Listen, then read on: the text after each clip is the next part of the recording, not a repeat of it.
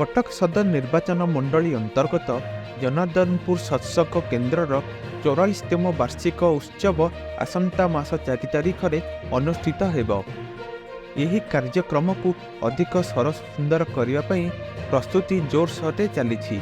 4 तारिख में प्रातःकालीन विनती नाम जप ग्रंथादि पाठ और परे परे संगीतांजलि विग्रह परिक्रमा और छात्र छात्री मध्य मेधा प्रतियोगिता अनुष्ठित हेब।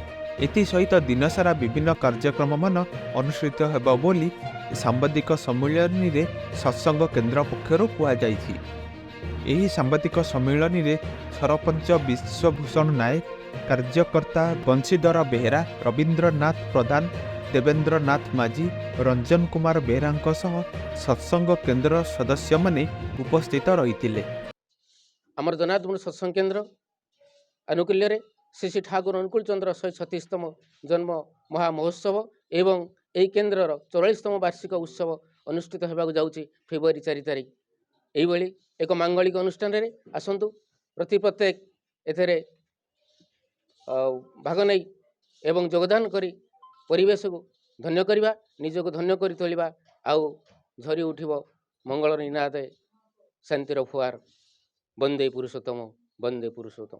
आपण मैंने जानते वर्तमान समाज रे जेभली भाव समाज अवक्षय होती से अवक्षयमुखी समाज को गोटाए नूतन दिग्दर्शन देवा, प्रति मनुष्य को शांति स्वस्ति आनंद रखापी ठाकुरंकर यही दर्शन।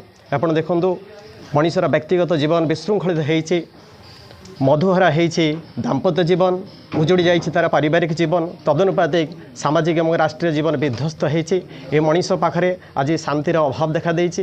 ये मनीष को शांति प्रति आनंद रखापी ठाकुर डाकरा अन्य बंचाए निजे थके धर्म बोली जानिश थके आमे शांति आनंद रहिबा सहित आम पड़ापड़ोशी किभली भाव में शांति आनंद प्रीति जीवन यापन करें, यह हूँ सत्संगर उद्देश्य। तेणु यह सत्संग जगत को आसिक ठाकुर जीवन दर्शन ग्रहण करी समस्ते शांति प्रति आनंद रहतु, यह ही सत्संग केन्द्र कामना। सत जदि हुए संगत तुमर, भाव जदि हुए महान उच्च, विश्व द्वारे साधना तुमर, हेबनी व्यर्थ हेबनी तुच्छ। जदि आमर संगटा सत हुए एवं आमे सत पथर चालू ताहेले ये जीवन धन्य होब।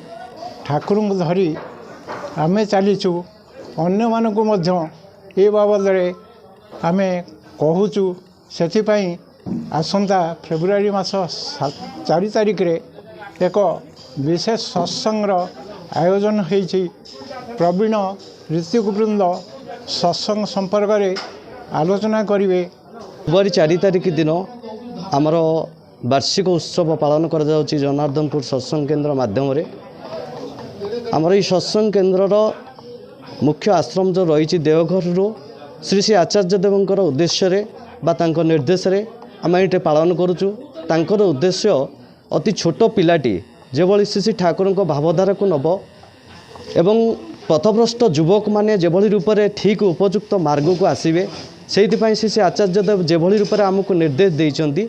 आमे माने आम अंचल तथा आखपाख सारा ओडिशा वर्षर मध्य आमे जेते गुड़िए कर्मी बा भाई माने अछंती, गुरु भाई माने साधारण छोट छोट पिला मानक आमे निमंत्रण जनाऊँ। से माने आसी आमर ये वार्षिक उत्सव योगदान करी ठाकुरंकर आश्रित जो माने से माने भी आशीर्वाद प्राप्त हुंतु तथा अन्य मानक मंगलर अधिकार करंतु।